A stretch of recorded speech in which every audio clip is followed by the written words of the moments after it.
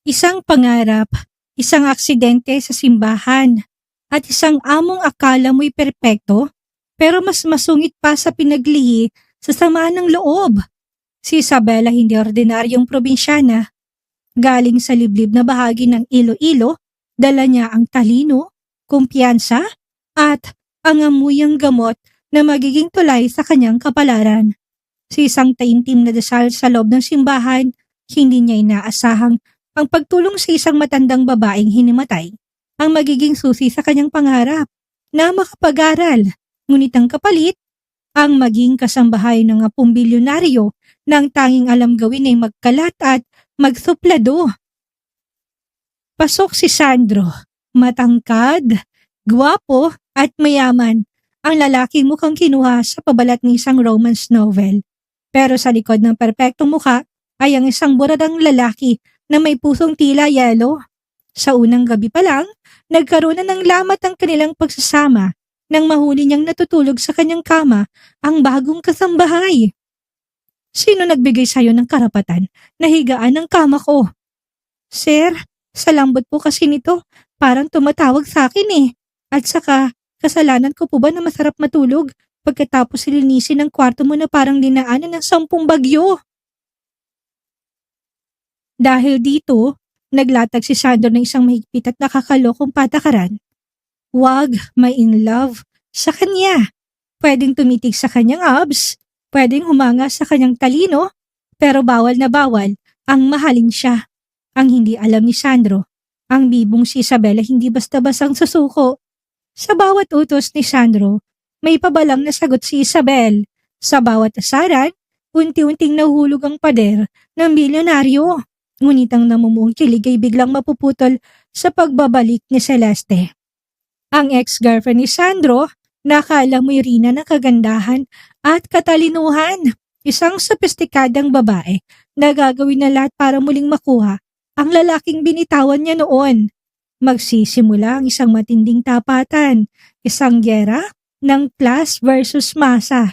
Gagamitin ni Celeste yung kanyang yaman at kapangyarihan para ipamuka kay Isabel na isa lamang siyang hamak na katulong. Pero nagkamali siya ng kinalaban dahil ang dalagang Ilongga, hindi lang basta maganda, may talinong itatapat at kumpiyansang hindi matitibag. Sinong pipiliin ng puso ni Sandro? Ang nakaraang nang iwan sa kanya ng sugat o ang kasambahay na nagbigay ng kulay sa kanyang magulong mundo? Kumanda sa isang kwentong punong-puno ng halakhak, matinding asaran, tago sa pusong kiligan at isang tapatang magpapatunay na sa pag-ibig walang sir o katulong. Dahil ang puso, walang pinipiling antas sa buhay. Ang sikat ng araw sa lalawigan ng Iloilo ay tila humahalik sa mga luntiang palayan. Ngunit para kay Isabel, ang ganda ng tanawin ay paalala ng isang buhay na nais niyang iangat. Sa edad na 21, bitbit ang isang lumang maleta ng punong-puno ng pag-asa at ilang pirasong damit. Nagpasya siyang lisanin ng kanilang liblib na baryo.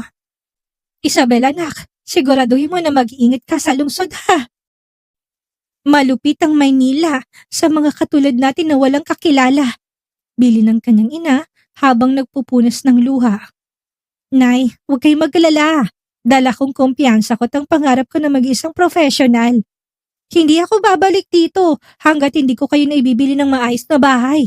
Sagot ni Isabel nang may matamis ng ngiti kahit nga sa loob niya ay may kurot ng kaba. Pagdating niya sa lungsod, bumungad sa kanyang ingay ng mga sasakyan at ang naglalakihang gusali na tila abot langit. Wala siyang kamag-anak, wala siyang kaibigan. Ang tanging hawak niya ay ang kanyang determinasyon. Sa paglalakad niya sa ilalim ng matirik na araw, nakaramdam siya ng matinding pagod. Ang kanyang mga paa ay namamanhid na sa bigat ng kanyang daladalahin. Eksaktong napadaan siya sa isang dambuhalang simbahan. Ang arkitektura nito ay luma, ngunit marilag. Salamat Panginoon, bulong niya. Pumasok siya sa loob upang humingi ng panandaliang pahinga at higit sa lahat upang manalangin. Sa loob ng simbahan, ang lamig ay tila yumakap sa kanya. Lumuhod siya sa bandang gitna. Panginoon, alam niyo po na wala akong ibang hangad kung hindi ang makatapos ng pag-aaral. Sana po'y gabayan niyo ako sa isang taong makakatulong sa akin. Kahit na ano pong trabaho, basta marangal. Hindi pa siya natatapos sa kanyang dasal nang makarinig siya ng mabilis na paghinga sa kanyang likuran. Lumingon si Isabel at nakita ang isang matandang babae. Ang suot nito ay halatang mamahalin. Isang telang seda na may borda ng perlas, ngunit ang mukha nito'y namumutla at tila naghahabol ng hininga. Lola, ayos lang po ba kayo? Mabilis na lapit ni Isabel. Hindi na nakasagot ang matanda. Ang mga mata nito ay tumirik na tuluyan na itong bumagsak sa mga bisig ni Isabel. Diyos ko! Tulong! Sigaw ng dalaga. Ngunit ang mga tao sa paligid ay malayo sa kanila. Mabilis na inihiga ni Isabel ang matanda sa mahabang upuan ng simbahan. Naalala niyang kanyang munting bote ng amuyang gamot. Isang regalo mula sa kaibigan na galing Thailand. Ayon sa kaibigan niya, ang amoy nito'y nakakagising kahit na ang taong tulog na tulog dahil sa tindi ng mint at herbs nito. Lola, amuyin niyo po ito. Pakiusap, gumising kayo, sabi ni Isabel habang tinatapat ang bote sa ilong ng matanda. Ilang sandali pa, napaubong matanda at dahan-dahang minulat ang mga mata. Ang paningin nito ay unti-unting luminaw hanggang sa tumuon sa magandang mukha ni Isabel. Nasaan ako? Mahinang tanong ng matanda. Nasa simbahan po tayo, Lola. Hinimatay po kayo. Mabuti na lang at dala ko itong gamot ko. Paliwanag ni Isabel habang pinapaypayan ng matanda gamit ang kanyang kamay. Nang may masmasan, nagpakilalang matanda bilang si Doña Aurora. Maraming salamat, Iha. Niligtas mong buhay ko. Heto, tanggapin mo ito bilang pasasalamat. Anito na habang binubuksan ang kanyang mamahaling bag upang kumuha ng pera. Humiling si Isabel. Huwag na po, Lola. Hindi ko po kailangan ng limos. Ang kailangan ko po ay trabaho. Gusto ko pong makapag-aral sa kolehiyo. Kung may alam po kayo na mapapasukan na may matitira na rin, yun po mas malaking tulong sa akin. Natigilan si Doña Aurora. Pinagmasdan niya ng mabuti si Isabel. Nakita niyang kumpiyansa sa mga mata nito at ang busilak na puso na bihira na sa lungsod. Isang idea biglang pumasok sa isip ng matanda. Ang kanyang apo na si Sandro ay nangangailangan ng kasambahay na may sapat na tapang upang matagalan ang pag-uugali nito. Iha, may trabaho ako para sa'yo. Pero hindi ito basta-basta. Magtatrabaho ka sa apo ko bilang personal na kasambahay. Siya ang magpapaaral sa'yo kapalit ng iyong serbisyo. Nakangiting sabi ni Doña Aurora. Totoo po, Lola. Maraming salamat po. Halos maiyak si Isabel sa tuwa. Inabot ni Doña Aurora ang isang maliit na papel kung saan nakasulat ang address at isang gintong susi. Huwag kang matatakot sa kanya, Isabel. Gwapo nga po ko pero masungit. Gamitin mong talino at ang ganda mo para paamuin siya. Doon nagsimulang paglalakbay ni Isabel patungo sa mansyon na babago sa kanyang buong buhay. Lula ng isang marangyang sasakyan na ipinasundo ni Doña Aurora. Halos hindi maipikit ni Isabel ang kanyang mga mata habang binabaybay ang daan patungo sa isang eksklusibong nayon sa Makati. Ang mga bahay na nadadaanan niya tila mga palasyong gawa sa salamin at semento. Nang huminto ang sasakyan sa tapat na isang dambuhalang gate na gawa sa itim na bakal, otomatiko na bumukas ito. Bumungad sa kanyang isang malawak na hardin at isang mansyon na kulay puti at tabo. Moderno, magarbo, ngunit tila napakatahimik. Diyos ko, Isabel, sigurado ka na ba dito? Baka sa laki ng bahay na to, maligaw ka't hindi na makalabas. Bulong niya sa sarili habang hinigpitan ng kapit sa kanyang maleta. Sinalubong siya ni isang matandang butler na seryosong mukha. Ikaw bang pinadala ni Doña Aurora? Ako si Mang Gustin. Halika, ituturo ko sa iyong mga dapat mong gawin. Pagpasok pa lang sa loob, muntik nang matisod si Isabel sa kintab na sahig. Ang mga chandelier ay tila mga bituin na nakasabit sa kisame. Ngunit ang bili ni Doña Aurora ay malinaw. Ang focus ni Isabel ay ang pagluluto at ang pag-aalaga sa kwarto ng kanyang apo na si Sandro. Ito ang kwarto ni Sir Sandro, sabi ni Mang Gustin sabay turo sa isang malaking pinto sa dulo ng pasilyo sa ikalawang palapag. Huwag kang magugulat, Iha. Medyo busy lang ang ating amo kaya hindi niya nabibigyan ng oras ang pag-aayos. Nang buksan ni Isabel ang pinto, agad na bumagsak ang kanyang panga. Hindi dahil sa ganda, kung hindi dahil sa gulo. Anak ng, tao bang nakatira dito? O bagyo? Bulalas ni Isabel. Ang mamahaling kama na gawa sa tikod ay tila dinaanan ng stampede. Ang mga designer suit ay nakasampay lang sa sahig. May mga medyas sa ibabaw ng TV at ang work table nito ay punong-puno ng mga baso ng kape na may tuyong mantsa na. Amoy mamahaling pabango ang kwarto na hinaluan ng amoy ng pagod at kapabayaan. Naisip ko na. Sigurado ako na pangit ang amo ko, sabi ni Isabel habang naglalagay ng bandana sa ulo. Sabi ni Lola Aurora, gwapo daw. Naku, imposible. Ang mga ganitong klaseng burara, malamang ay mataba ito na may malaking tiyan at walang pakialam sa itsura dahil sa sobrang yaman. Dahil likas na masipag at ayaw sa dumi, sinimulan ni Isabel ang operasyon. Inuna niyang pulutin ang mga nakakalat na damit, isa-isa niyang tinignan ang mga labels. Armani? Gucci? Versace? Sayang naman ang mga telang ito. Ginagawang basahan sa sahig. Sumunod niya nilinis ang banyo. Kuminang ang mga gripo na tila bago. Inayos niya ang mga libro sa bookshelf. Ayon sa kulay at laki. At higit sa lahat ang kama, pinalitan niya ang bedsheet ni isang charcoal gray na silk. Tinapik-tapik niyang mga unan hanggang sa maging malambot ang mga ito na tila mga ulap. Lumipas ang 4 na oras. Pagod na pagod si Isabel. Ang pawis ay tumatagaktak sa kanyang noo. Ngunit nagniningning ang kwarto sa linis.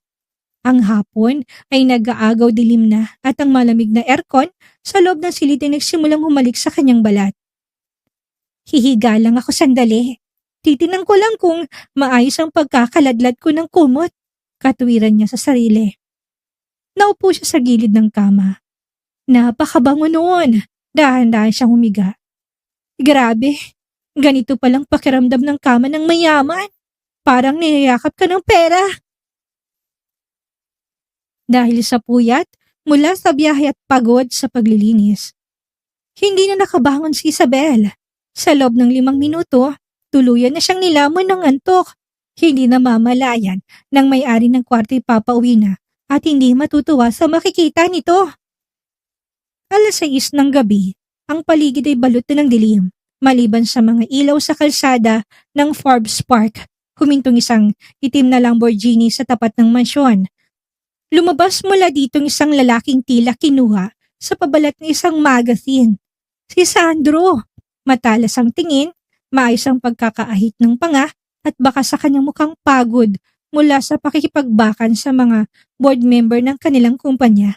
Niluwagan niyang kanyang korbata habang papasok sa bahay.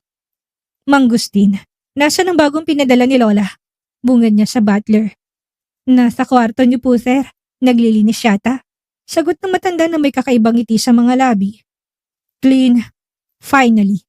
Sana naman hindi to katulad ng huling ipinadala ni Lola na puro pabebe. Asik ni Sandro bago mabilis na umakyat sa hagdan. Pagbukas niya ng pinto ng kanyang silid, natigilan siya. Amoy lavender at mint ang paligid.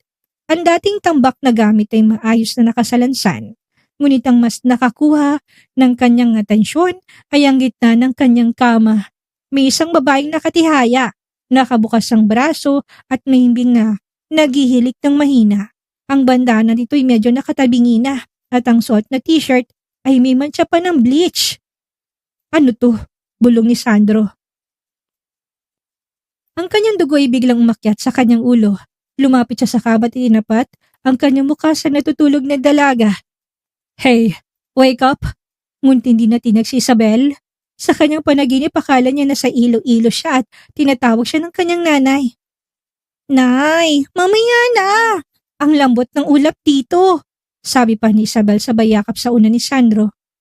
Doon na nawala ng pasensya ang bilyonaryo. Kinuha niya isang baso ng tubig sa gilid ng mesa at ay! Kalabaw na may pakpak! Sigaw ni Isabel habang biglang napabalikwas. Basang-basa ang kanyang mukha at agad siyang napatayo sa kama.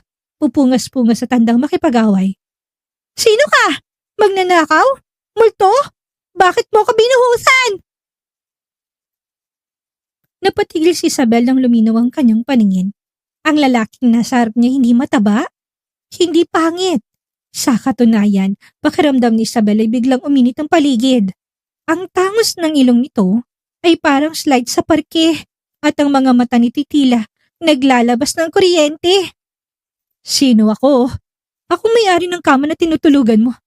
Malamig na sabi ni Sandro habang nakapamulsa tinititigan si Isabel mula ulo hanggang paa. Sino ka? At anong karapatan mo na gamitin ang kama ko bilang hotel? Natauhan si Isabel. Ah, Sir Sandro? Obviously. Bumawi agad ang kumpiyansa si Isabel. Pinagpag ng kanyang basang t-shirt at tinignan ng diretsong amo. Sir, bago kayo magalit, tignan nyo na munang paligid nyo.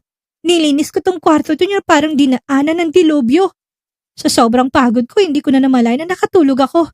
At saka, sa sobrang lambot po kasi ng kama nyo, para nagaan niya na mahigaan. Masyado kayong masungit. Baka tumanda kayo kagad niyan. Napaawang ang labi ni Sandro. Excuse me, pinagsasabihan mo ba ako sa loob ng sarili kong bahay? Hindi po, nagpapaliwanag lang, sagot ni Isabel sabay ngiti ng wagas. Ako po si Isabel, yung bagong tagapaglinis ng kwarto ninyo at magiging scholar nyo, ayon kay Lola Aurora. Napahilot si Sandro sa kanyang sintido. Lola talaga, magpapadala na lang ng katulong, yung may sira pa yata sa ulo. Lumapit siya kay Isabel, halos magkadikit ng kanilang mga ilong. Ramdam ni Isabel ang bango ng expensive cologne nito na mas masarap ang amuyin kaysa sa kanyang Thai inhalant. Makinig ka, probinsyana, panimula ni Sandro. Dahil ang lola ko nagpasok sa'yo, hindi kita pwedeng sipain ka agad. Pero may mga patakaran tayo. Una, bawal ka nang matulog sa gamit ko. Pangalawa, huwag kang papasok sa kwarto ko kapag nandito ako. At pangatlo, ito ang pinakamahalaga. Tinuro ni Sandro ang kanyang sarili. Bawal kang ma-in-love sa akin. Pwede kang tumingin. Pwede kang humanga sa katalinuhan ko. Pero hindi mo ako pwedeng mahalin. Naintindihan mo ba? Napataas ang kilay ni Isabel. Tinignan niya si Sandro mula sa buhok hanggang sa sapatos nito. Pagkatapos ay natawa siya ng mahina. Sir Sandro, wag po kayo masyadong kampante. Gwapo nga kayo, oo. Pero sa ganda kong ito at sa talino ko mula sa ilo-ilo, ba kayong unang managinip sa akin gabi-gabi? Wag po kayo magdalala. Hindi ko kayo type. Masyado kayong malinis sa katawan. Pero, burara sa gamit. Pas po ko sa ganyan. Naglakad palabas si Isabel ng may kumpiyansa. Iniwang tulala si Sandro sa gitna ng kanyang sariling kwarto. Did she just reject me? Bulong ni Sandro sa sarili. Hindi makapaniwala sa tapang ng bagong kasambahay. 5:00 pa lang ng madaling araw ay gising na si Isabel. Sanay siya sa probinsya na nauunahan ng tilaok ng manok. Matapos maligod isuot ang kanyang maayos na uniforme na kahit na simpleng bestida lang ay nagmumukhang mamahalin dahil sa kanyang tindig ay bumaba na siya sa tambuhalang kusina. Ngayon mo makikita, Sir Sandro, kung anong klaseng ilonggang dinala dito ni Doña Aurora. Determinadong bulong niya sa sarili. Nagsimulang magingay ang mga kawali. Nagluto siya ng sinangag na maraming bawang, homemade langganisa at ang kanyang special na batchoy na kahit na mainit ang panahon ay siguradong magpapagising sa natutulog na diwa ng kanyang amo. Ang bango ng pagkain ay humahalimuyak sa buong bansyon, umakyat hanggang sa ikalawang palapag. Eksaktong 7:00 nang bumaba si Sandro. Naka-Amerikana na ito, bitbit ang kanyang briefcase sa talatang nagmamadali. Ngunit napatigil siya sa tapat ng dining table. Ang hapag na madalas ay kapelang ang laman ay punong-puno ngayon ng pagkain. Anong ginagawa mo? Bunga ni Sandro habang tinitingnan ang mga putahe. Sir, kitang-kita naman po hindi ba? Nagluluto. Almusal po ito. Baka hindi niyo po alam. Sagot ni Isabel habang nilalapag ang huling mangkok ng sabaw. I don't eat heavy breakfast. Kape lang sapat na. Malamig na sabi ni Sandro sabay upo sa dulo ng mesa. Kaya pala kayo masungit, sir. Kape lang ang laman ng sikmura nyo. Puro asig na yung katawan ninyo.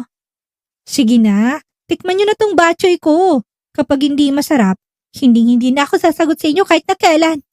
Hamon ni Isabel habang nakapamewang. Napatigil si Sandro. Tumingin siya kay Isabel na parang sinusuri kung seryoso ba ito. Sa huli, dahil na rin sa nakakatakam na amoy, kumuha siya ng kutsara at tumikim ng sabaw. Sandaling nanahimik ang bilyonaryo. Ang lasa ay sakto, malinamnam, mainit at may hagod na hindi niya naramdaman sa mga mamahaling restaurant na kinakainan niya. Pero syempre, hindi niya pwedeng ipakita na humanga siya. It's tolerable. Pwede na. Maikling komento ni Sandro pero laking gulat ni Isabel nang sunod-sunod ang subo nito hanggang sa maubos na laman ng mangkok. Sus! Tolerable daw, pero ubos naman. Pabulong na tawa ni Isabel. May sinasabi ka ba? Sabi ko po, sir. Buti naman at nagustuhan ninyo. Oh, bago kayo umalis. Heto po. Inabot ni Isabel isang malit na lalagyan. Vitamins niyo po at yung baon niyo. Baka malipasan kayo ng gutom sa opisina. Napakunot ang noon ni Sandro. Tinignan niyang baon na nakabalot pa sa makulay na tela. I have a secretary who orders my lunch, Isabel. I don't need this. Sir, ibang pagkain in-order sa pagkain inihanda na may pagmamahal. Ay, pagmamalasakit pala. Sige na, kunin niyo na para hindi na kayo mukhang laging galit sa mundo. Pamimilit ni Isabel. Hindi alam ni Sandro kung bakit niya kinuha ang baon. Siguro dahil ayaw niya nang makipagtalo pa sa madaldal na dalaga. Ngunit bago siya makalabas ng pinto, lumingon siyang muli. Isabel, po, don't get used to this. Ang trabaho mo, maglinis at magluto. Hindi ang maging nanay ko. And remember my rule, no falling in love. Mukhang masyado ka nang nag-e-effort sa akin. Napangisi si Isabel. Sir Sandro, wag po kayong assuming ha. Ang tawag po dito ay service excellence. Trabaho na muna, bagong puso. Sige na po, baka malate pa kayo. Baka mabawasan pa yung bilyones nyo.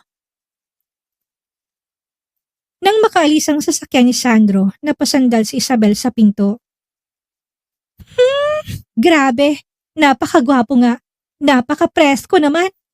Pero wait and see, Sir Sandro.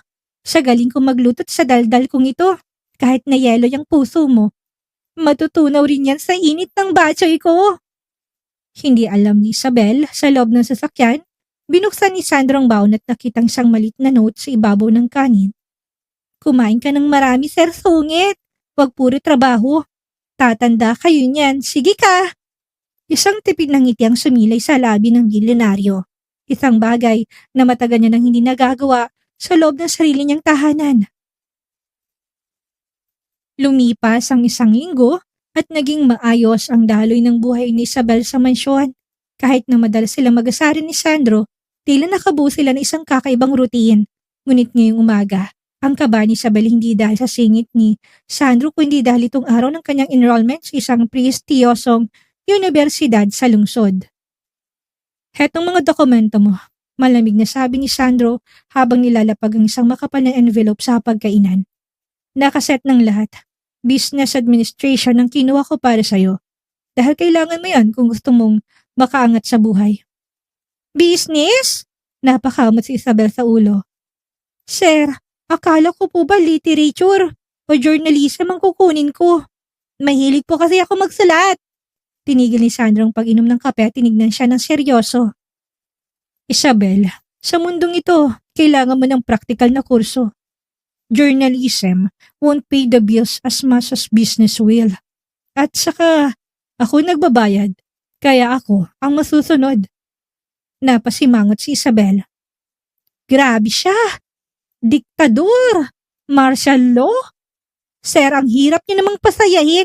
Pero sige na nga. Dahil scholar niyo ako, lulunukin ko ang pride ko. Pero tandaan niyo po ha, baka magulat kayo kapag naging CEO na rin ako balang araw. Maging dean listers ka na muna, bago mo ko pangaralan. Sagot ni Sandro sabay tayo. Mang Gustin will drive you to school. And one more thing, bawal ma-inlove sa inyo? Opo sir, nakatatak na sa utak ko. Naka-frame pa sa puso ko. Pagpapatuloy ni Isabel na nagpatawa kay Mang Agustin na nakikinig sa gilid. Nang makarating sa universidad, halos malaglag ang panga ni Isabel. Ang mga estudyante ay mukhang mga modelo at ang mga gusali tila mga hotel. Dito niya naramdaman ang agwat ng kanyang buhay sa probinsya at sa lungsod.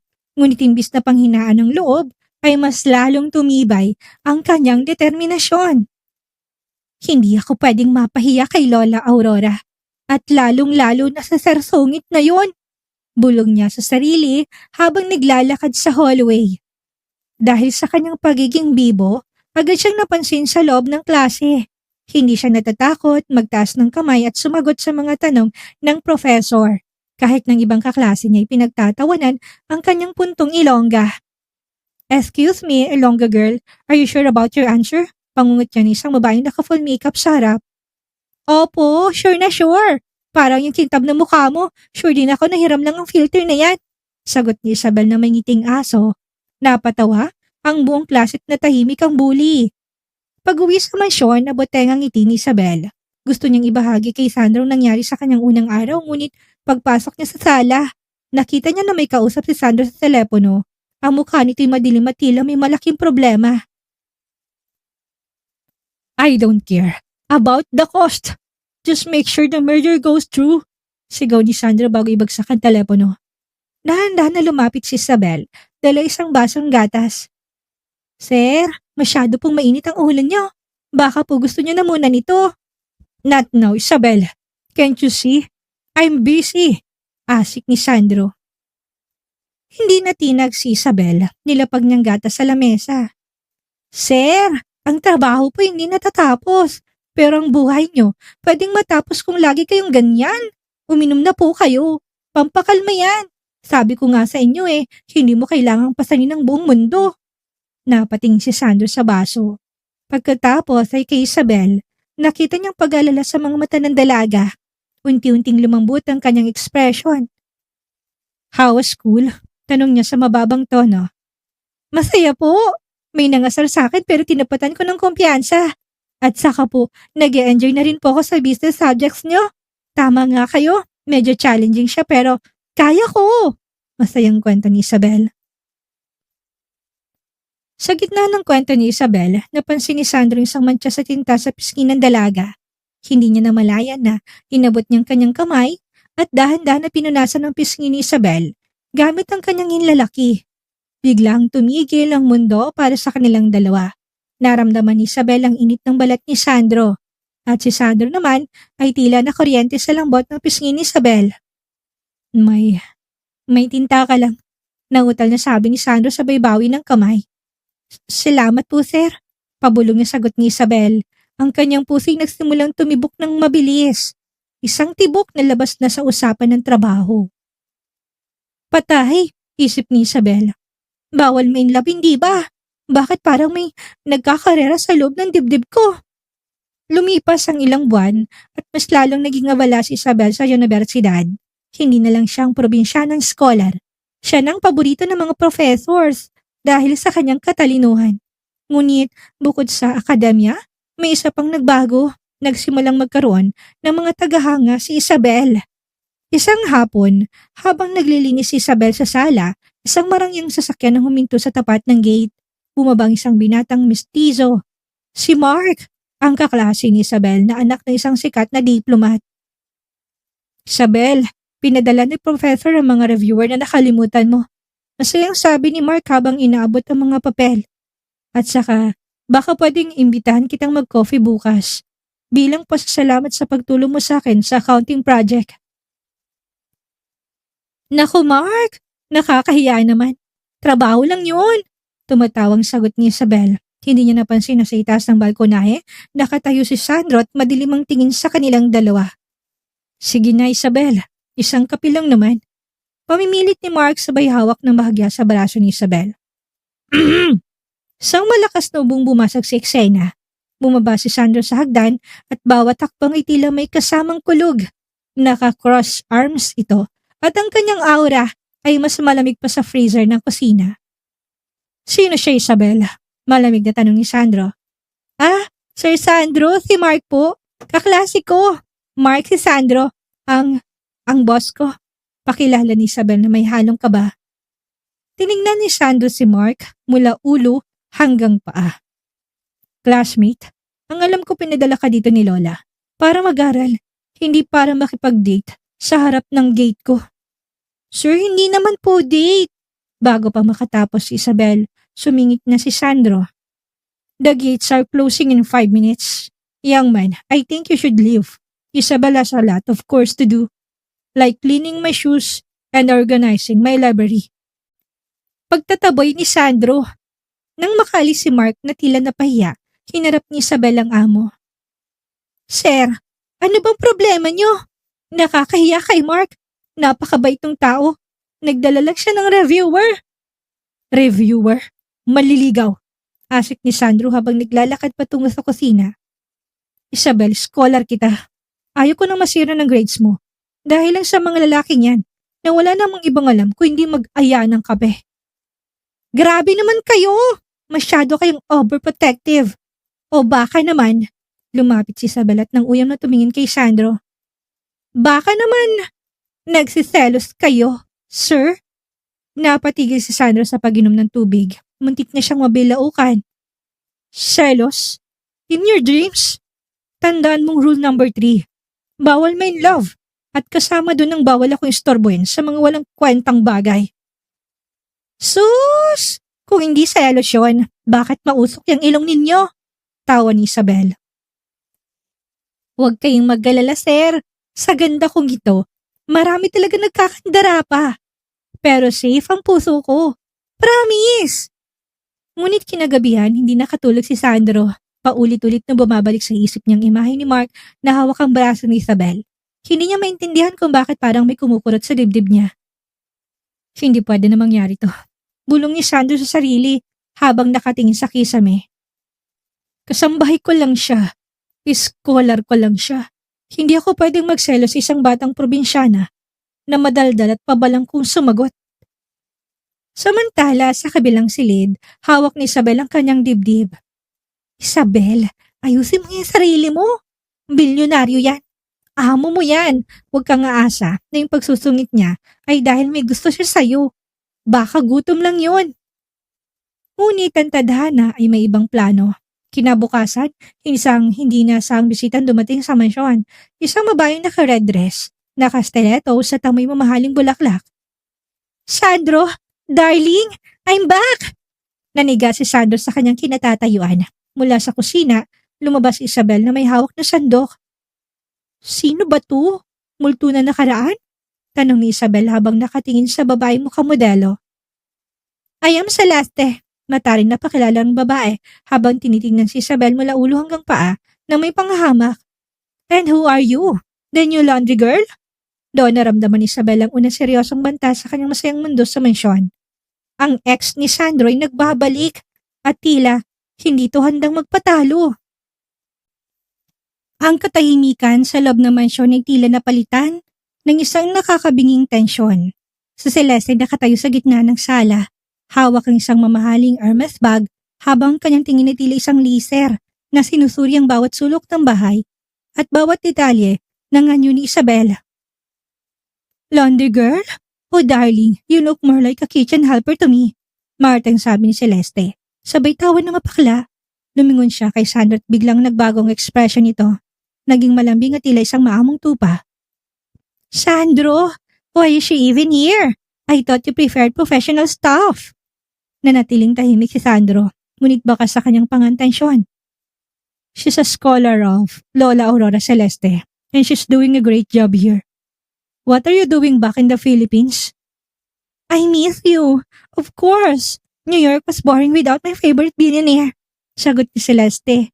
Sabay lapit kay Sandro at haplos sa braso nito.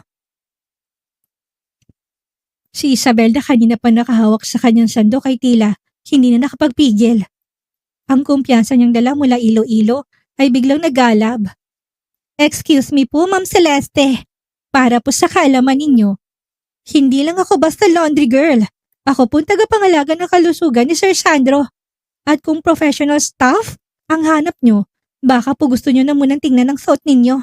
Mukhang hindi po yata bagay sa sikat ng araw sa Pilipinas. Masyadong trying hard. Nalaki ang mga mata ni Celeste. Excuse me?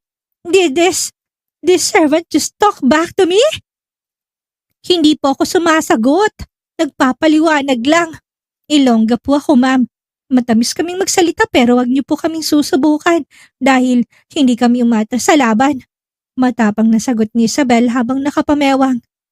Isabel, enough. Pigil ni Sandro bagamat sa loob-loob niya ay gustong matawa sa tapang ng dalaga. Celeste, if you're here to cause a scene, the door is open.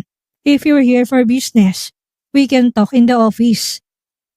Actually, I'm here because Doña Aurora invited me for dinner tonight. Nakangising sabi ni Celeste. Tumingin siya kay Isabel na may halong pangungutya. So, scholar, you better cook something that won't give me food poisoning. I prefer French cuisine. Can you even spell that? French cuisine? Yung may mga sarsa na parang putik. Kayang-kaya ko po yan, ma'am. Pero baka mas masarap yung luto ko. Baka mapakain kayo ng maramit masira yung diet nyo. Ganti ni Isabel. Umalis si Celeste patungo sa opisina ni Sandro. Bitbit ang kanyang pilit na voice ay naiwan si Isabel sa kusinang nanggigigil. French cuisine, French cuisine. Naku, baka yung mukha niyang gawin kong French fries.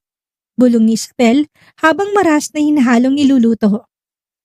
Sa loob ng opisina, narinig ni Sandro ang inging ng mga kawali mula sa kusina. Napangiti siya ng tipid. Alam niyang nagsiselos si Isabel at sa hindi maipaliwanag na dahilan, nagustuhan niyang pakiramdam na yon. Ngunit alam din niya, ang panganib, si Celeste ay tuso. Nang dumating ang oras ng hapunan, inihanda ni Isabel ang lamesa. Nagluto siya ng ratatouille. Mga pagkain pinag-aralan niya sa YouTube sa loob lang ng 2 oras. Sa gulat ni Celeste, napakaganda ng presentasyon ng mga pagkain. Tikman niyo na po, Ma'am Celeste. Luto po yun ng isang simpleng scholar. Nakangiting alok ni Isabel. Tumikim si Celeste talatang nagustuhan ng lasa. Ngunit imbis na pumuri, kinuha nitong kanyang table napkin at naginarte. It's okay. Too much salt though. Sandro, you really need to hire a real chef. This girl belongs to the farm, not the mansion. Doon na nagpanting ang tenga ni Sandro. The food is perfect, Celeste. If you don't like it, you can leave. Isabel worked hard for this. Nagulat si Isabel sa pagtatanggol ni Sandro. Nagtamang kanilang mga mata at sa sandaling yon, tila may kislap na dumaan sa pagitan nila. Si Celeste na nakaramdam ng pagkapahiya ay mas lalong nanggigil. Fine, let's see how long this scholarship lasts, bulong ni Celeste sa sarili. Pagkatapos ng hapunan habang nagliligpit si Isabel, biglang pumasok si Sandro sa kusina.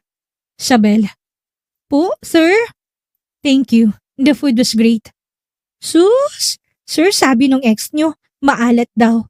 Baka maalat talaga yung ugali niya, kaya pati pagkain niya dadamay. Biro ni Isabel. Lumapit si Sandro, tinawakan ng kamay ni Isabel na may hawak na basahan. Don't listen to her. You're more than just a scholar to me. Napatigil si Sandro. Ano po, sir? You're a headache. But a headache I don't want to lose.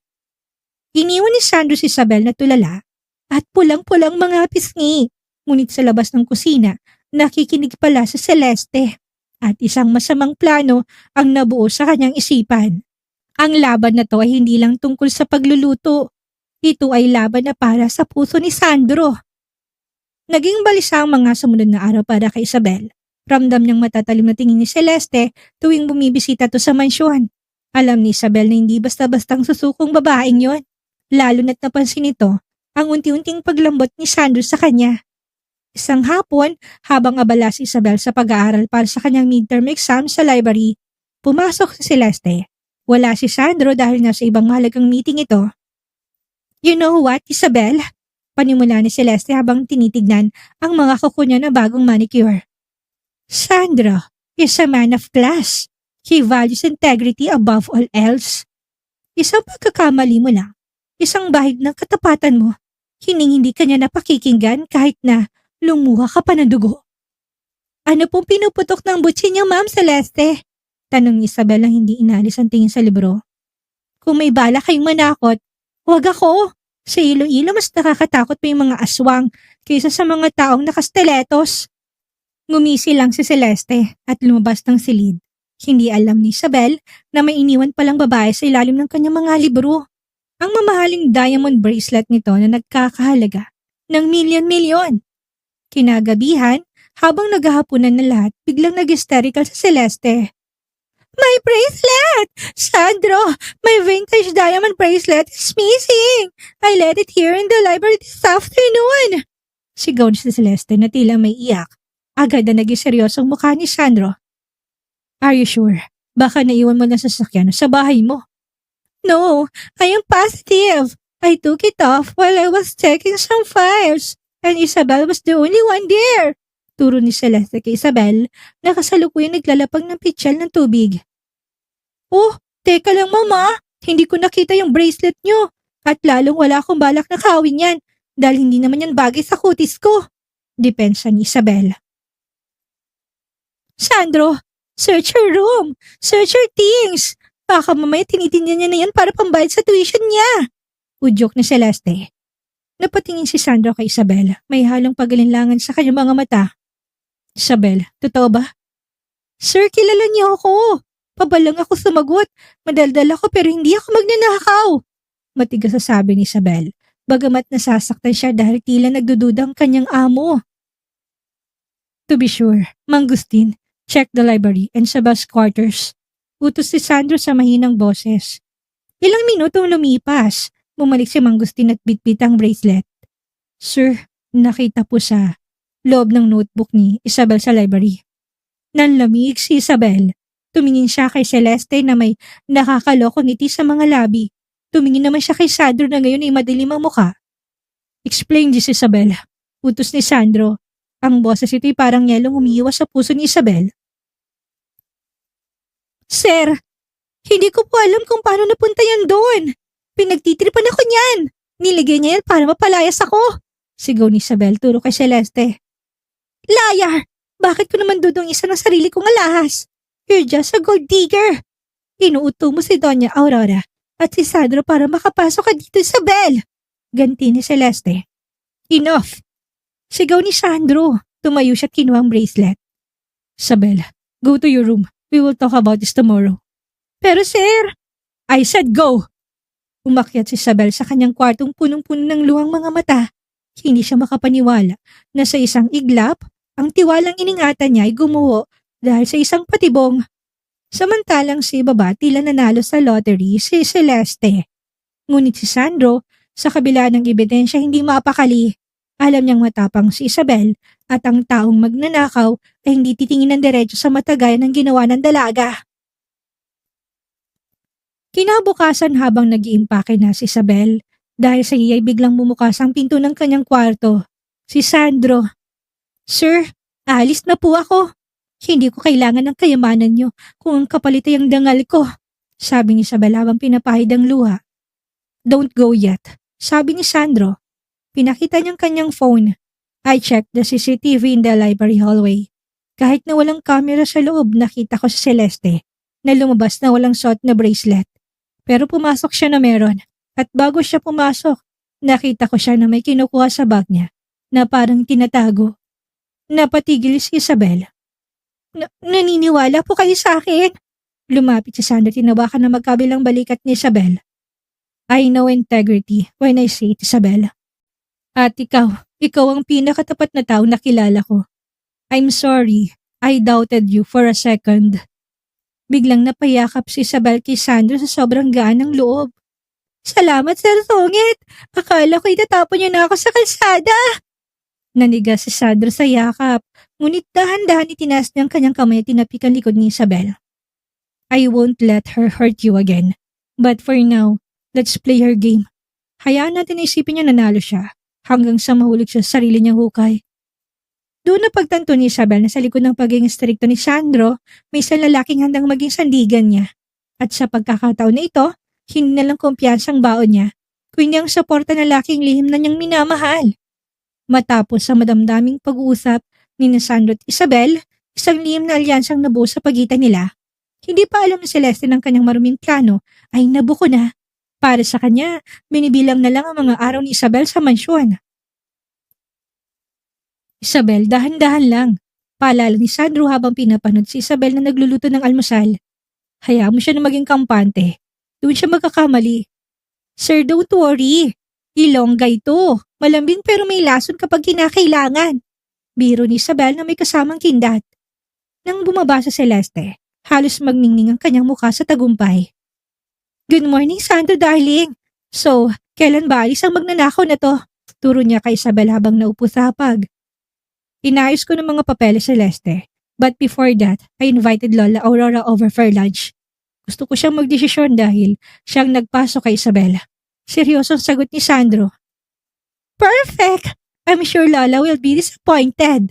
Nakangising sagot ni Celeste. Dumating ang tanghalian at nandun na rin si Doña Aurora. Mabigat ang aura sa loob ng dining room. Si Isabel ay tahimik na nagsisilbi. Ang mga matay tila malungkot at saktong-sakto sa acting na pinagkasunduan nila ni Sandro. Sandro, what is this about the missing bracelet? Tanong ni Doña Aurora. Lola Celeste claims Isabel stole her diamond bracelet. Nakita ito sa notebook ni Isabel. Paliwanag ni Sandro. I didn't just claim it. I saw it. Magnanakaw ang paborito mong scholar, Lola Aurora. Sabat ni Celeste na may halong kunwaring lungkot. Tumayo si Isabel, may hawak na tablet. Ma'am Celeste, bago niyo po ako tuluyang palayasin, may gusto lang po akong ipakita sa inyo. Alam niyo po ba, bilang business student ni Sir Sandro, tinuruan niya ako na maging mapagmatsyag sa inventory. Anong sinasabi mo? Tanong ni Celeste. Pinanood ko po ulit ang security footage. Hindi lang sa hallway, kundi pati ang dashcam na sasakyan niyo yun nakaparada malapit sa bintana ng library. Sabi ni Isabel habang pinapakita ang video sa tablet. Sa video, kitang-kita sa Celeste ang kinakausap ang kanyang sarili habang nilalabas ang bracelet mula sa kanyang bag at pilit na sinusuot sa loob ng notebook na naiwan ni Isabel sa pasimano ng bintana. Malinaw ang audio dahil nakabukas ang bintana. This will finally get rid of you, you provincial brat! Bulong ni Celeste sa video. Nalaki ang mga mata ni Celeste. Namutla siya na parang sinipsip ang lahat ng dugo sa kanyang katawan. That's a fake video! Edited yan! Celeste, enough! Sigaw ni Doña Aurora. Sabay bagsak ng kanyang kobyertos. I expected more from you. Gagamit ka ng panliling lang para lang manira ng isang inosenteng bata. Lola, I did it for Sandro. She's not good for him. Sigaw ni Celeste habang tumutulong luha ng kahihiyan. Tumayo si Sandro at lumapit kay Isabel. Inakbayan to sa harap ni Celeste. The only person who isn't good for me is someone who has a rotten soul. Get out of my house, Celeste. And don't ever come back. Sandro! Now! Galit na utos si Sandro. Padabog na umiyak na lumabas si Celeste. Ngunit bago siya makalayo, hinabol siya ni Isabel sa pinto. Ma'am Celeste! Tawag ni Isabel. Lumingon sa Celeste at puno ng poot. Ano? Magsasaya ka na? Dahil nanalo ka? Ngumiti si Isabel, isang iting tagumpay pero may dignidad. Hindi po, ibibigay ko lang ito. Inabot ni Isabel isang malit na supot ng batchoy na nasa disposable container. Pabaon ko po, kumain muna kayo bago kayo mag-iskandalo sa labas. Masyado po kayong bitter. Baka sakaling matulungan kayo ng tamis at alat ng luto ko para maging tao kayo ulit. Nang makaalis si Celeste, naiwan si Sandro at Isabel sa hallway. Doon na humalakak si Isabel. Sir, nakita niyo yung mukha niya. Parang nalugi sa palengke. Natawa na rin si Sandro. Isang tunay at malakas na tawa. Bigla niyang hinila si Isabel at niyakap na mahigpit. You were brilliant, Isabel. My brilliant, talkative scholar. Naramdaman ni Isabel ang bilis at tibok ng puso ni Sandro. At sa pagkakataong ito, hindi na niya gustong bumitiw. Sir, rule number 3 po. Pabulong na paalala ni Isabel. Umiwalay ng bahagya si Sandro.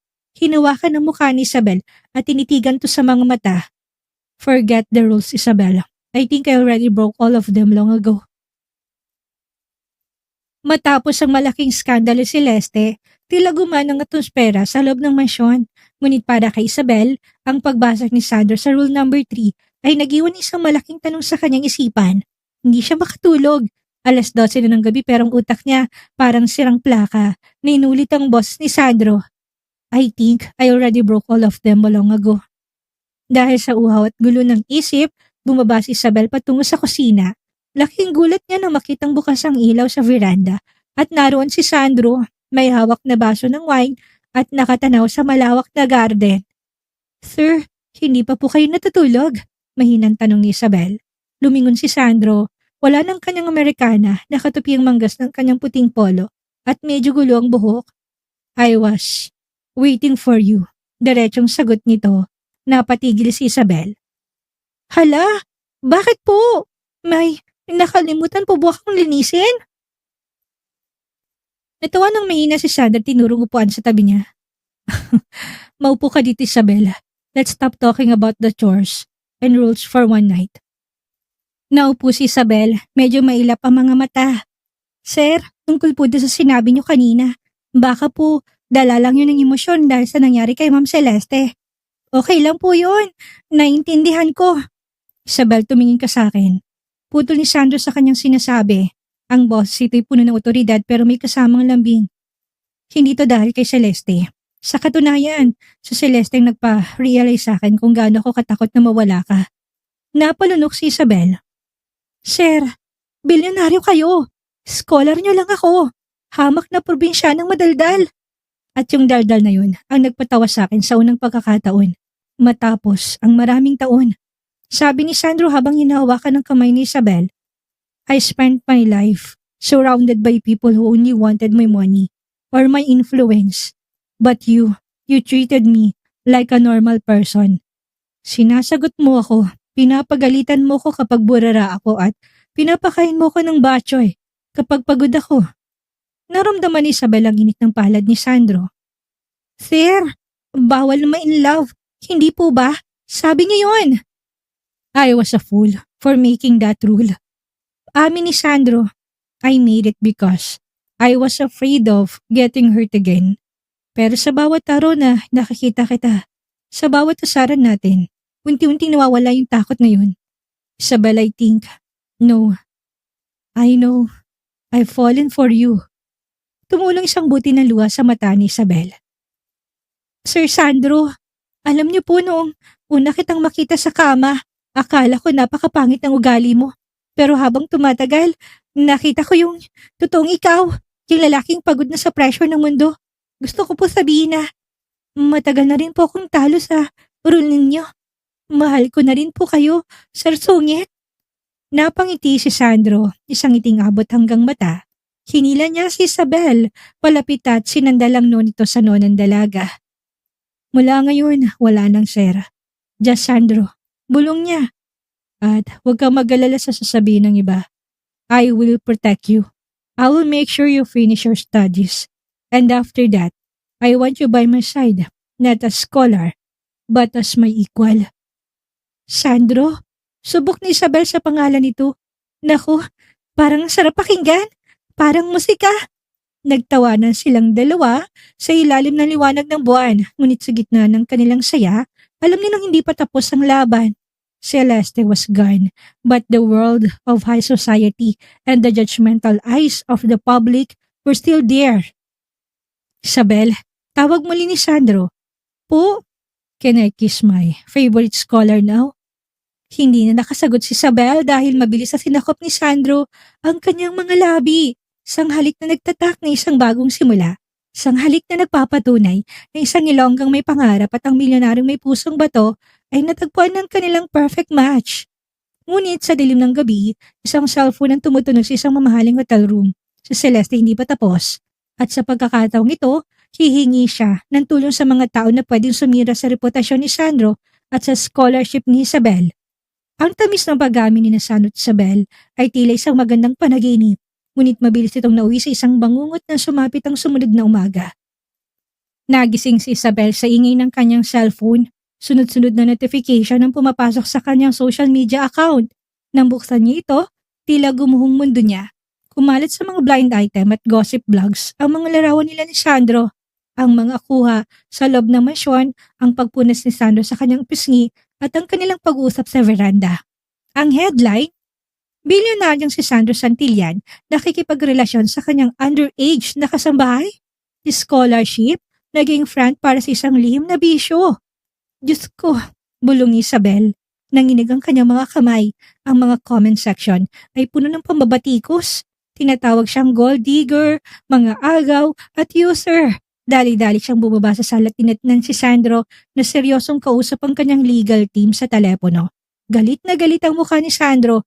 Ang mga mata nito'y tila nagbabaga. I want the source. I want those sites taken down.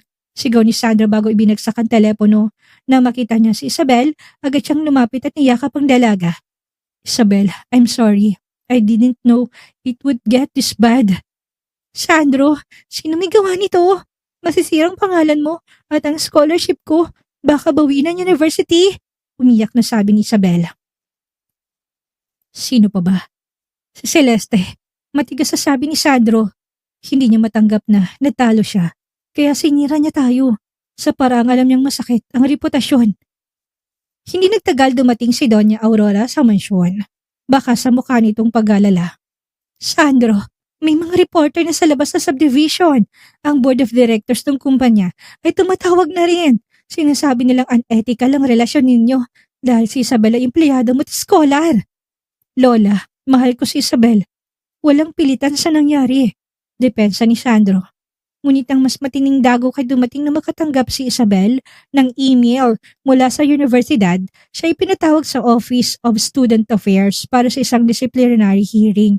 Dahil sa iskandalo, nanganganib na buwi ng kanyang scholarship sa ilalim ng moral turpitude clause. Huwag kang pupunta doon na mag-isa, sabi ni Sandro. Hindi Sandro, pagmamatigas ni Isabel habang pinapahid ang kanyang luha. Haharapin ko sila. Kung magtatago ako, lalo nilang iisipin na totoo ang mga paratang nila. Ilongga ako, hindi pa. Hindi ako marunong sumuko.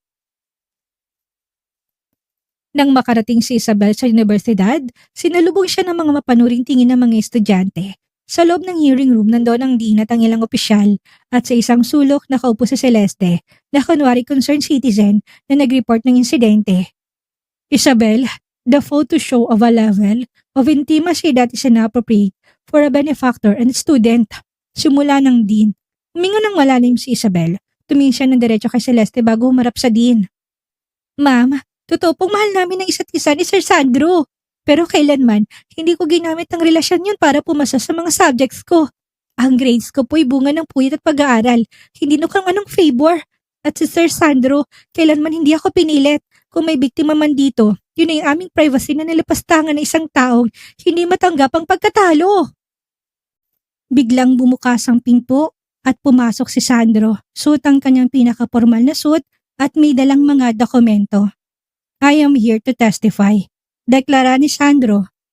Isabel is my partner and as for the scholarship, I am officially transitioning it from a private grant to an independent trust fund under her name, meaning I no longer have control over it. It is hers because she earned it with her brain, not because of me. Napahiya sa Celeste nang ilabas si Sandro mga ebidensya ng pakipag-ugnay ni Celeste sa mga tabloid writers para ipakalat ang maling balita. This hearing is over, sabi ni Sandro habang hinahawakan ang kamay ni Isabel sa harap ng lahat.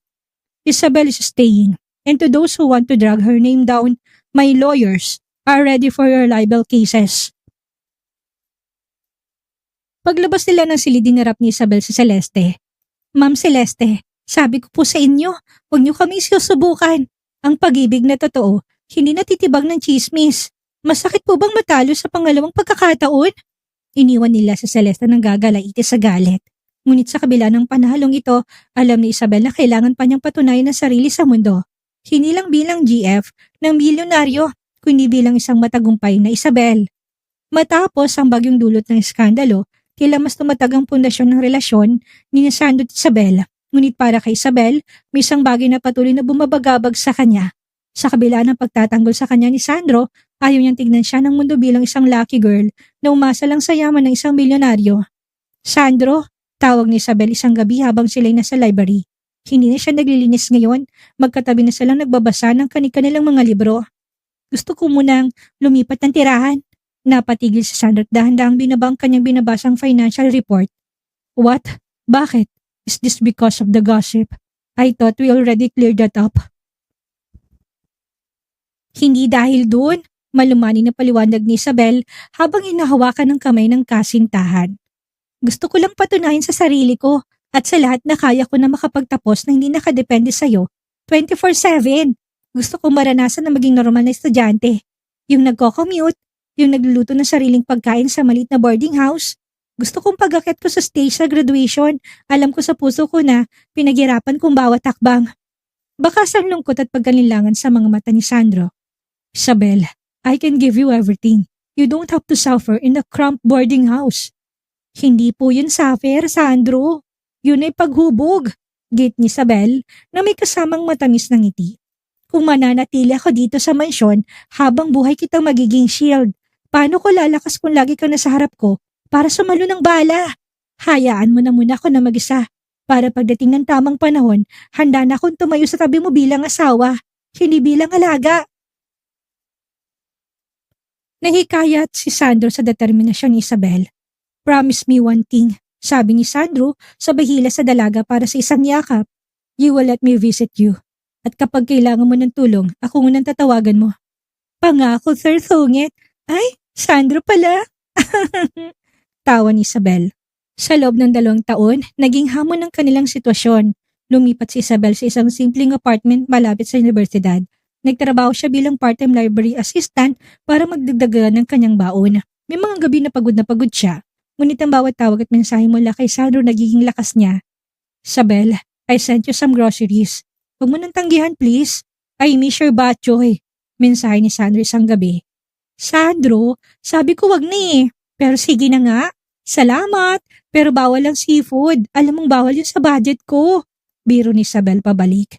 Sa kabilang banda, hindi rin tumigil si Celeste. Sinubukan nito na akitin muli si Sandro sa iba't ibang business gala. Ngunit sa sulya pa hindi ito pinagbigyan ng bilyonaryo.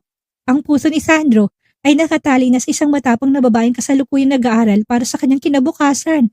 Dumating ang huling taon ni Isabel sa kolehiyo. Naging abala siya sa kanyang thesis at internship. Sa gitna ng paghihirap, hindi niya binitawan ang kanyang kumpiyansa. Hanggang sa isang araw, dumating ang resulta. Magna cum laude. Nang mabalitaan ito ni Sandro, hindi niya napigilan na magpadala ng dambuhalang kumpol ng bulaklak sa opisina kung saan nag-i-intern si Isabel. Ang card ay may nakasulat na, I never doubted you. May magna cum laude. My queen, see you at the finish line. Naiyak si Isabel sa tuwa. Nalampasan niyang pagsubok ng panahon. Napatunayan niya na isang dalaga mula sa liblib na lugar ng Iloilo ay kaya makipagsabayan sa lungsod. Hindi dahil sa swerte, kundi dahil sa talino tibay ng loob. Ngunit bagong araw ng graduation, isang sorpresang inihanda ni Sandro, isang bagay na magtatatak sa kanilang kwento habang buhay. Ang Philippine International Convention Center ay puno ng ingay, tawanan at mga magulang na bakas ang kagalakan. Ngunit sa gitna ng libo-libong estudyante, nakasuot ng itim na toga ang kislap sa mga mata ni Isabel ang pinaka-nakanatangi. Sa kanyang dibdib nakasabit ang medalyang ginto, isang patunay na ang dalagang dating hinimatayan sa pagod sa loob ng simbahan ay isa na ngayong ganap na magna cum laude ng Business Administration. Nay, Tay, para sa inyo to, bulong ni Isabel habang hawak ang kanyang diploma. Naroon ang kanyang mga magulang na pinalipad ni Sandro mula sa Iloilo, suot ang kanilang mga pinakamagandang barong at saya. Habang naglalakad si Isabel pababa ng tablado, nakita niya si Sandro sa unang row ng mga panauhin. Hindi ito nakaupo sa VIP section bilang bilyonaryo, kundi bilang isang simpleng tagahanga na magtamang kanilang mga mata. Tinaas ni Sandro ang kanyang hinlalaki at binigyan siya ng isang ngiting puno ng pagmamalaki. Sabi ko sa iyo, Sir Sungit, magugulat ka. Biro ni Isabel na makalapit siya dito matapos ang seremonya. Hindi ako nagulat, Isabel. Alam kong kaya mo. Sagot ni Sandro bago hinalikan ng kanyang noo sa harap ng maraming tao. Pero may isa pa akong sorpresa para sa iyo. Hindi pa tapos ang selebrasyon. Dinala ni Sandro ang pamilya ni Isabel sa isang pribadong dinner sa isang rooftop restaurant na nakatanaw sa buong Manila Bay. Ang paligid ay puno ng mga paboritong bulaklak ni Isabel at ang musika ay banayad. Sa gitna ng pagkain, biglang tumayo si Sandro at kinuha ang atensyon ng lahat. 5 years ago, I met a woman who slept on my bed without my permission. Panimula ni Sandro nagpatawa sa lahat, lalo na kay Mang Gustin at Doña Aurora na nandun din. She challenged me, she talked back to me, and she cooked the best bok choy I've ever tasted. But more than that, she showed me that beauty and intelligence are nothing without courage and integrity. Lumapit si Sandro kay Isabel at tinawakan ng kamay nito. Isabel, napatunayan mo sa mundo na kaya mong tumayo sa sarili mong mga paa. Ngayon, gusto ko namang itanong, handa ka na bang sumabay sa mga hakbang ko habang buhay? Dahan-dahan na lumuhod si Sandro sa harap ni Isabel. Inilabas niya isang maliit na pelos at binuksan ito. Bumungad ang isang dambuhalang brilyante na kumikinang sa ilalim ng mga bituin. Isabel, the brave girl from Iloilo. Will you marry me, this grumpy billionaire, and make him the luckiest man alive? Naniga si Isabel. Ang kanyang puso tila gustong lumabas sa kanyang dibdib. Tumisa sa kanyang mga magulang na tumatango habang umiiyak sa tuwa at kay Doña Aurora na nakangiti ng wagas. Sandro, simula ni Isabel, pinapahid ang kanyang mga luha. Wala na po akong tie-inhalan. Ngayon para magising ako sa panaginip na to. Pero, kung totoo man ito, oo, 1,000,000 beses na oo. Naghiyawan ng mga tao sa paligid nang isuot ni Sandro ang singsing sa daliri ni Isabel. Binuhat siya ni Sandro tinikot. Bago sila nagtagpo sa isang matamis na halik na hudyat, nagpagtatapos ng kanyang buhay bilang scholar at pagsisimula ng kanyang buhay bilang kabiyak ng lalaking pinapangarap ng lahat. Sa hindi kalayuan, tanaw nilang kalmado at magandang dagat. Ang lahat ng hirap, ang mga asaran, ang selos at ang skandalo, lahat yun ay naging bahagi lamang ng kanilang makulay na pundasyon. Matapos ang madamdaming proposal ni Sandro, naging mabilis ang takbo ng mga araw. Ang mansyon na dati tahimik at formal ay napuno ng mga wedding planner, florist at mga sikat na fashion designer. Ang balita tungkol sa nalalapit na kasal ng bilyonaryong si Sandro Satelian at ang kanyang magna cum laude ay naging usap-usapan sa buong bansa. Isabel, iha, kailangan mong piliin ang telang ito para sa iyong belo. Suggestion ni Doña Aurora habang pinangmamasdan ng apo sa tuhod. Lola, maganda po yan, pero gusto ko po sana lagyan ng bordang hiram sa disenyong Ilonggo. Kahit na gaano man po kayaman ngayon, hindi ko kakalimutan ang pinagmulan ko, nakangiting sagot ni Isabel. Sa kabila ng pagiging abala, hindi nakalimutan ni Sandro na surprisein si Isabel. Sandro, hindi ko alam ang sasabihin ko, umiyak na sabi ni Isabel habang nakayakap sa kasintahan. You don't have to say anything. I want everyone to know that my wife isn't just a beautiful face, but a woman with a heart for her people. Bulong ni Sandro. Ngunit sa gitna ng saya, may isang aninong pilit na bumabalik. Isang gabi habang naglalakad si Isabel patungo sa kanyang sasakyan, pagkatapos ng isang fitting, hinarang siya ni Celeste. Malaki ng pinagbago ng itsura nito. Bakas ang hirap at galit sa kanyang mga mata. Akala mo ba nanalo ka na? Asik ni Celeste. Isang hamak na katulong na naging prinsesa. Sandro will eventually get tired of your provincial ways. Hindi ka na bagay sa mundo namin. Tinignan ni Isabel sa Celeste na may halong awa. Ma'am Celeste, hanggang ngayon po ba naman ay yung estado pa rin sa buhay ang batayan ninyo ng halaga ng tao? Ang kaibahan po natin, ako minahal ni Sandro nung akala niyo'y burarat, masungit lang siya. Kayo minahal niyo lang ang titulo niya. Kaya kahit na anong gawin ninyo, hindi niyo mabuburang katotohanan, akong pinili niya. Hindi pa tapos ang laban ni Isabel, sigaw ni Celeste, habang paalis si Isabel. Pagdating sa bahay kaagad itong nalaman ni Sandro, gusto niyang ipairesto si Celeste dahil sa panggugulo pero pinigilan siya ni Isabel. Nung gabi bagong kasal, sinunod nilang tradisyong hindi magkita. Mag-isa si Isabel sa kanyang kwarto, sinusulat ang kanyang vows. Salamat po Panginoon, bulong ni Isabel habang nakatingin sa kanyang gintong singsing. Mula Iloilo hanggang sa altar, kayo pong naging gabay ko. Habang sa kabilang silid, hawak ni Sandro isang lumang litrato ni Isabel noong unang linggo nito sa mansyon. Napangiti siya. Bukod sa pagiging scholar, magiging guro ka na rin ng puso ko habang buhay. Ang katedral ay balot ng bangon ng mga sariwang puting rosas at peonies. Ang sikat ng araw ay tumatagos sa mga stained glass ng bintana. Tumugtog ang canon in D. Bumukas ang malalaking pinto ng simbahan at doon bumungad si Isabel. Suot niya isang ivory gown na may delikadong borda na mga hablon mula sa kanyang lalawigan. Sa dulo ng altar nakatayo si Sandro. Sa unang pagkakataon, ang bilyonaryong kilala sa pagiging poker face ay hindi napigilang lumuha. Habang naglalakad si Isabel patungo sa kanya, ang bawat hakbang nito'y tila nagpapabalik na lahat ng kanilang pinagdaanan. Nang maibigay na ng kanyang ama ang kamay ni Isabel kay Sandro, isang mahigpit na pisilang sinagot ng binata. You look breathtaking, my scholar. Bulong ni Sandro. Huwag kang umiyak, sir, sungit. Baka masirang makeup mo. Pabulong na biro ni Isabel na nagpangiti kay Sandro sa gitna ng kanyang mga luha. Nang dumating ang oras ng kanilang vows, binalot ng katahimikan ng buong simbahan. Sandro, pumasok ako sa buhay mo nang walang dala, kundi isang maleta at isang bote ng amuyang gamot. Akala ko, ang pangarap ko'y makapagtapos lang ng pag-aaral. Pero tinuro mo sa akin na pinakamalaking tagumpay ay ang makahanap ng taong tatanggap sa lahat ng ingay at ng kulit ko. Salamat dahil hindi mo lang ako pinag-aral, kundi pinahalagahan mo rin ang pagkatao ko. Mula ngayon, hindi na ako iyong kasambahay scholar. Ako nang iyong kakampi, ang iyong katuwang at ang iyong asawa. Isabel, you broke all my rules from the very first day. You were the only one brave enough to tell me I was wrong, and the only one kind enough to see the man behind the money. I promised before you that you shouldn't fall in love with me, but today I am making a new rule. I will love you, protect you and cherish you until my last breath. My world was black and white, but you brought the colors of Iloilo into my life. I am yours forever. I now pronounce you husband and wife. You may now kiss the bride. Sa madamdamit matamis na halik ang pinagsaluhan nila habang nagpapalakpakan ng lahat. Sa labas ng simbahan, habang nakakalat ang mga talutot ng bulaklak, laking gulat ni Isabel na makitang isang pamilyar na mukha sa malayo. Si Celeste na nakatayo lang at tumango ng bahagya. Isang pag-amin na pagkatalot paggalang sa pag-ibig na hindi niya kailanman matitibag. Sa reception, hindi naging formal ang lahat gaya ng inasahan si isang bilyonaryo. May battery station sa gilid at ang tugtugan ay puno ng tawanan at sayawan. So, Mrs. Santillan? Sabi ni Sandro habang sinasayaw si Isabel sa gitna ng dance floor. Anong susunod na kabanata ng buhay natin? Siguro po sir, kailangan na nating magsanay magpalit ng lampin. Pero bago yon, hinalikan ni Isabel si Sandro sa pisngi. Gusto ko na munang mag-apply bilang CEO ng puso mo for a lifetime contract. Hard, sagot ni Sandro bago muling inalikan ng kanyang asawa.